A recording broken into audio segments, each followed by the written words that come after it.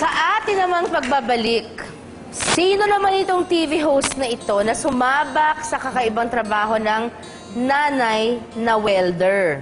Wala pong iba kung hindi ako. Ang aking first time. Yan ay isa pang portion dito sa Sharon Kasama Mo Kapatid na paminsan-minsan makikita ninyo ang aming portion na first time ang title. Yung mga gagawin ko for the very first time ever in my life at gagawin ko dito lamang sa TV5. So, first time ko po sa pag-welding dito lang sa Sharon Kasama Mo Kapatid.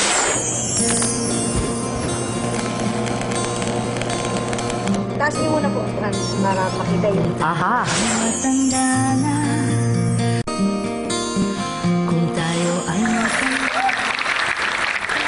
Alam niyo po mga kapatid, love ko po talaga ang bago kong tahanan dito. Pero gusto ko rin po namang makasama ang ating mga kapatid na wala dito sa studio at wala rin sa kani-kanilang tahanan dahil nagtatrabaho sila.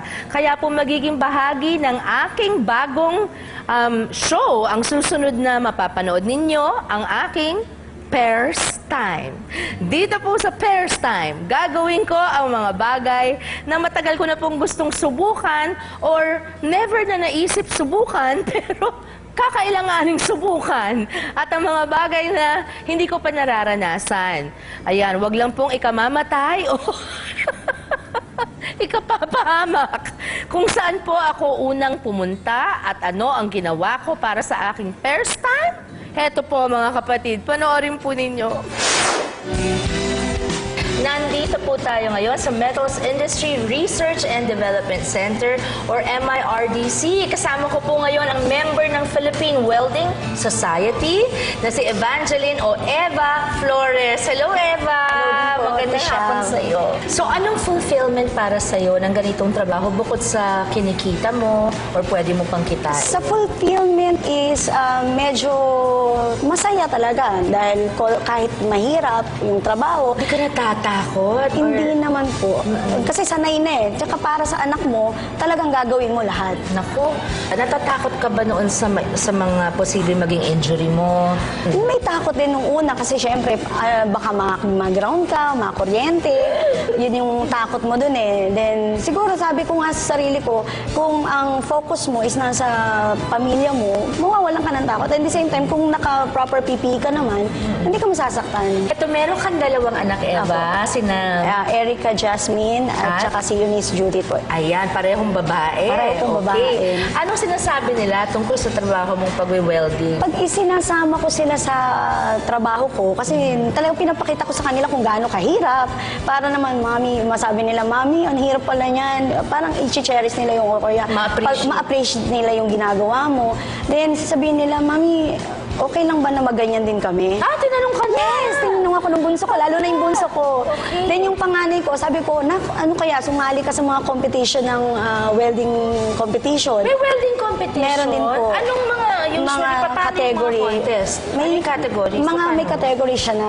Pabilisan? Hindi po. Kasi yung iba, pagandahan. Or either... Puliduhan. Pulido yung trabaho. At the same time, sabihin, pag in-x-ray siya, talagang wala siyang defects na makikita. Wow, para talagang parang pinanganak na mag-isa. Opo. Ganon. So, inaral mo to dito sa TESDA. Opo. So, dito ba sa TESDA kompleto? Meron, opo, kompleto. Ang ganda. So, kung merong mga babaeng gusto po sa inyong maging welder din na katulad po ni Eva, you can always check out TESDA or kahit sa katulad ng ginawa mo sa ino-offer sa inyong mga barangay, di ba? Meron po. Tapos, nagbibigay sila ng mga libreng, meron silang mga voucher na ipinamimigay. Yun po yung nangyari sa akin. Kumbaga, grinab ko lahat ng opportunity na makuha yung mga libre.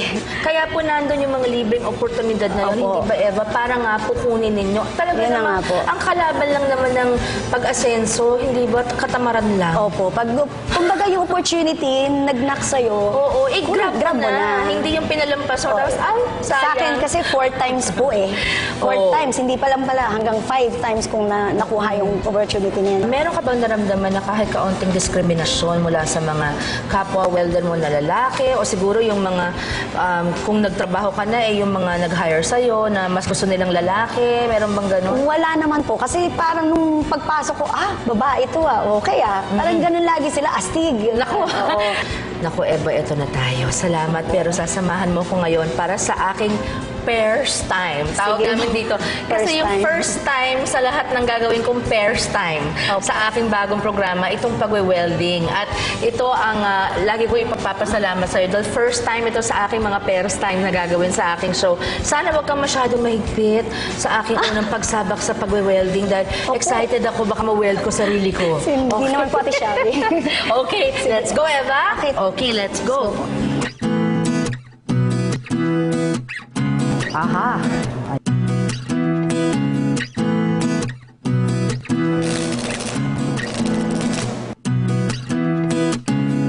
Sobrang ang bright.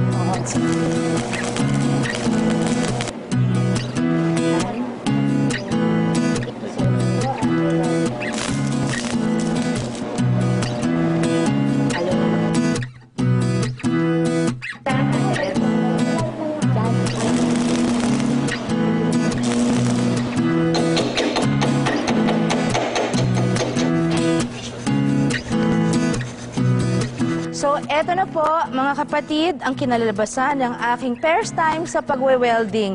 And eto po, sa pagpili ng pag-welding, Ate Eva, bilang kanilang trabaho, hindi lang napatunayan ng ating mga babaeng welders, mga kapatid, na kaya ng babae ang ginagawa ng lalaki. Mas importante, kaya ni Eva at patunay po ito na gagawin ng ina ang lahat para sa kanyang mga anak. Hindi ba? Piliin nyo lang kung ano talaga yung feel nyong gawin. At syempre, pursunin nyo. You can't go wrong. Maraming salamat, Ate Eva. Pinabigyan mo kami dito. At thank you very much. Ako po si Sharon, kasama niyong nag-pairs time sa pag-welding. Lagi niyong kasama, kapatid. Okay, tapos cycle. Press. Apo. Okay. Simpleng lang po, token lang para sa pagbisita niya sa amin dito. Oh my goodness! Ay, Lord! Thank you, Miss Jen!